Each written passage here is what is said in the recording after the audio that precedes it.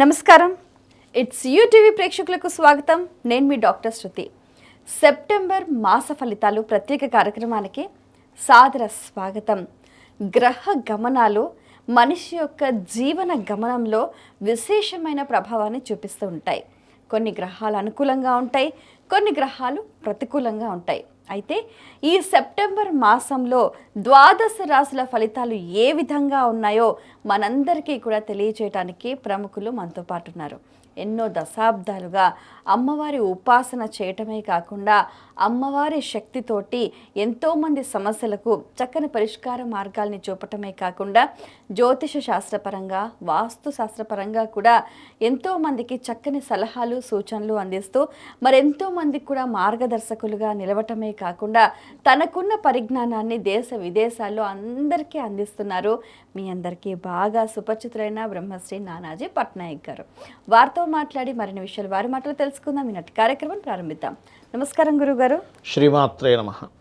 September మాసంలో గ్రహ గమనాలు ఏ విధంగా ఉన్నాయి? తప్పకుండా అమ్మ. ఈ నెలలో చంద్రుడితో సహా 5 గ్రహాలు మారుతున్నాయి. చంద్రుడు అయితే ప్రతి 2-4 రోజులకు మారుతూనే ఉంటాడు. కుజుడు మారుతున్నాడు. ప్రస్తుతం మీకు కుజుడు మేషరాశి తీసుకుంటే కనుక 3లో ఉండే కుజుడు 4లోకి వెళ్తున్నాడు 19వ తేదీ నుంచి. అదేవిధంగా రవి బుధ కేతువులు పంచమ స్థానంలో ఉండే రవి మనకి 17వ తేదీ నుంచి అంటే ఆల్మోస్ట్ ఈ సెప్టెంబర్ మాసంలో అంతా కూడా మనకి సెప్టెంబర్ 17 నుంచి కన్యారాశిలోకి మారుతాడు. అప్పటి వరకు సింహంలో ఉంటాడు. బుధుడు 7వ తేదీ నుంచి మారుతున్నాడు. మళ్ళీ 26వ తేదీకి తుల్లోకి వస్తాడు. శుక్రుడు ఇప్పుడు నీచంలో ఉండే శుక్రుడు 3వ తేదీ నుంచి సప్తమంలోకి మారుతాడు వీళ్ళకి. ఇక 12వ స్థానంలో వక్రించిన శని, లాభంలో రాహువు, చతుర్థ భావంలో కంబస్ట్ నుంచి విడుదలైనటువంటి అస్తంగత దోషం నుంచి బయటకు వచ్చినటువంటి గురువు. ఇది ప్రస్తుతం ఉన్న గ్రహస్థితి. అయితే ఈ యొక్క గ్రహస్థితిని అనుసరించి మేషము వారికి ఎలా ఉండబోతుంది అనేటువంటి అంశాలు చెప్తుంది. నేనైనప్పటికీ చెప్పిస్తుంది సాక్షాత్ లలిత అమ్మవారిగా భావిస్తూ, ముందుగా మేషం కనుక చూసుకుంటే రాస్యాధిపతి ఎప్పుడైతే 3లో ఉన్నాడో కొంచెం షార్ట్ జర్నీసు, కొద్దిగా ఎవరితోనైనా కమ్యూనికేట్ చేసే విషయాల్లో కొంచెం జాగ్రత్తగా ఉండాలి. ఎందుకంటే కొన్ని ఆర్గ్యుమెంట్స్ అవుతూ ఉంటాయి. మరలా అదే కుజుడు ఎప్పుడైతే 4లోకి వెళ్తాడో, సహజంగా గురువు 4లో ఉన్నందుకు విద్యా సంబంధించిన విషయాల్లోని ప్రాపర్టీ కొనుగోలు చేసే విషయాల్లోని అనుకూలంగా ఉంది. కానీ కుజుడు ఎప్పుడైతే 4లోకి వెళ్తాడో కొంచెం ప్రాపర్టీ విషయాల్లో కూడా కొంత స్ట్రెస్ ఉంటుంది. ఎప్పటి నుంచి 19 సెప్టెంబర్ నుంచి, ఎందుకంటే 19వ తేదీ మారుతున్నాడు. ఇంతకాలము 2వ అధిపతి శుక్రుడు నీచంలో 6లో ఉన్నందుకు అప్పుల వల్ల స్త్రీలతో వచ్చే గొడవలు ఉన్నటువంటివి సెప్టెంబర్ 3 నుంచి దాని ప్రభావం తగ్గుతుంది. సప్తమంలోకి వెళ్తున్నాడు కాబట్టి. అదేవిధంగా ధన వినియోగము, ధనాభివృద్ధి ఇస్తూ ఉంటాడు. దీంతోపాటు సప్తమం అనేటువంటిది వివాహ స్థానం కాబట్టి వివాహ సంబంధించిన విషయంలో కూడా అనుకూలత ఉంటుంది 3వ తేదీ నుంచి వీరికి, మేషం వారికి. అంటే ట్రై చేస్తున్నామండి వివాహం కోసం అవ్వట్లేదు, ఇక్కడ అనుకూలత ఉంటుంది. ఉపాసనా మార్గంలో ఉండే వారికి బాగుంది. కాకపోతే 17వ తేదీ లోపల ఏదైనా మంత్ర సాధన, ఎక్కువగా గణపతిని సూర్యభగవాను ఎంత ఆరాధిస్తే అంత మంచిది. ఈ రవి బుధులు ఇద్దరూ కూడా మీకు బుధుడు 6వ భావంలోకి వెళ్ళిపోతాడు 7వ తేదీ నుంచి. బట్ రవి కూడా 17వ తేదీకి మారి 19 నుంచి రవి బుధులు 26వ తేదీ వరకు 6లో ఉన్నందుకు ఆ సమయంలో పర్టికులర్గా వీళ్ళు ఏదైతే ప్రయత్నం చేస్తారో అప్పు కోసం, ఆ ప్రయత్నం ఖచ్చితంగా సఫలీకృతం అయి తీరుతుంది. అందులో ఎటువంటి సందేహం లేదు, గుర్తుపెట్టుకోండి. ఇక వీళ్ళకి ఎట్లాగో 12వ స్థానంలో శని వక్రగతి వల్ల ఏలినాటి శని ప్రభావం తగ్గింది. గతంలో ఎప్పుడో చేసిన ఇన్వెస్ట్మెంట్స్ కొంతవరకు లాభదాయకంగా ఉంటాయి చెప్పాలంటే.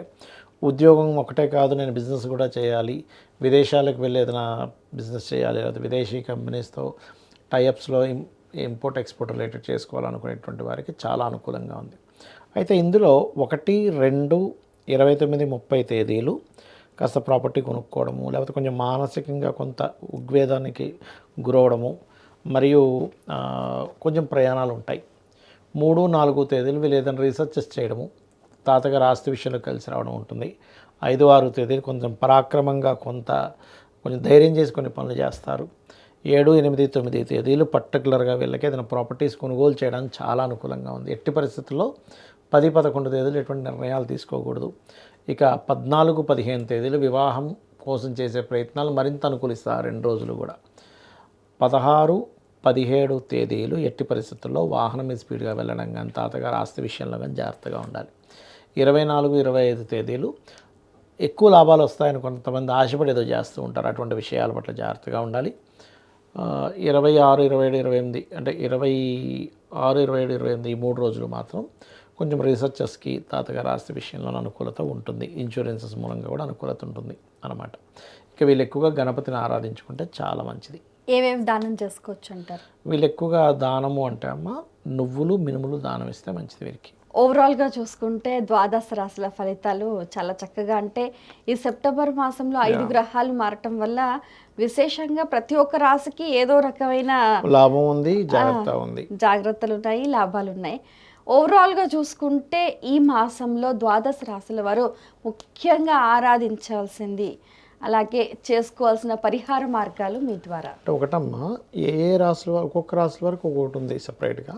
బట్ అందరూ చేసుకోవాలి, వాళ్ళకి జాతకం తెలియదు, ఏమీ తెలియదు అనుకునేటువంటి వారు చండీ చేసుకుంటే మంచిది, దుర్గా అష్టోత్తరం చేసుకుంటే మంచిది, ఇవి చేసుకోవాలి. అదే మీరన్నట్టుగా ఇప్పుడు రాసులు నక్షత్రాలు తెలిసిన వాళ్ళైతే ఇవి పాటిస్తారు. కొంతమందికి ఏవి వివరాలు కరెక్ట్గా ఉండవు అన్నమాట. అవునండి. సో అలాంటి వాళ్ళు ఇప్పుడు దుర్గా ఒకటి ఆరాధన చేసుకుంటారు, దుర్గా చండీ చేసుకోవడం, దుర్గా నామం చేసుకోవడం, రెగ్యులర్గా ఆలయాలకు వెళ్ళడం. ఇప్పుడు కొంతమంది చూడండి వాళ్ళకి జాతకాలు ఏం తెలియవు. అలాంటి వాళ్ళు ఏంటంటే కనీసం ఉన్న వాస్తు అయినా సరే సరైన వాస్తు ఇంట్లో ఉంటే అది, ఎందుకంటే జాతకం బట్టి ఓన్లీ పేరు బట్టి డైరెక్షన్ వస్తుంది, జాతకం అక్కర్లేదు అక్కడ. అవును.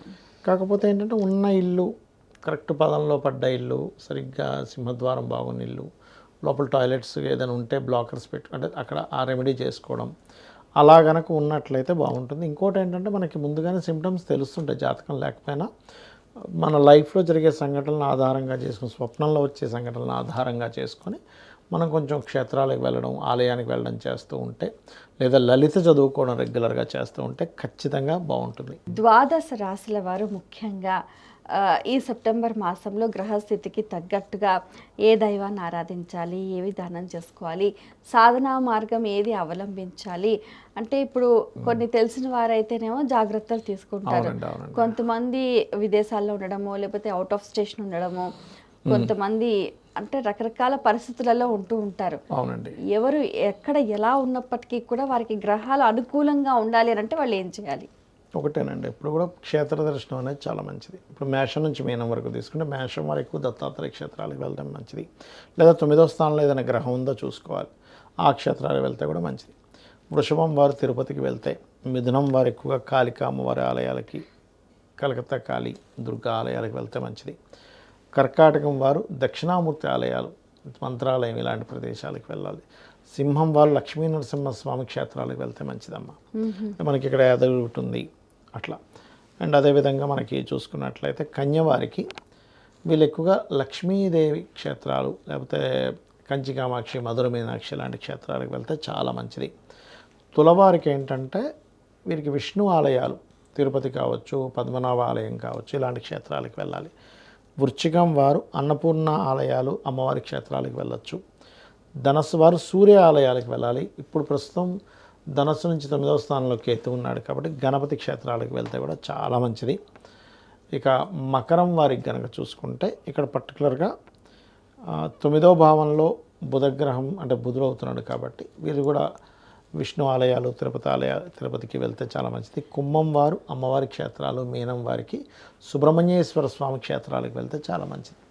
అక్కడికి వెళ్ళి కనీసం ఒక 3 రోజులు 3 రాత్రులు నిద్ర చేస్తే చాలా మంచిది చెప్పాలంటే వీరికి. అక్కడ ముఖ్యంగా ఏంటంటే అక్కడ ఉన్నంతసేపు కూడా దైవనామ స్మరణ చేస్తూ ఉన్నట్లయితే వాళ్ళ జాతచక్రం తెలిసినా తెలియకపోయినా ఎలాగున్నా ఆ క్షేత్ర బలం వల్ల వాళ్ళకు కొంత బలం అనేటువంటిది రావటం జరుగుతుంది. చాలా సంతోషం అండి. మీ అమూల్యమైన సమయాన్ని కేటాయించి ఎన్నో విషయాలు వివరంగా మాకు తెలియజేసినందుకు ధన్యవాదాలు. శ్రీమాత్రే నమః. వీక్షించారు కదండి, ఇది ఇవాల్టి మన సెప్టెంబర్ మాస ఫలితాలు.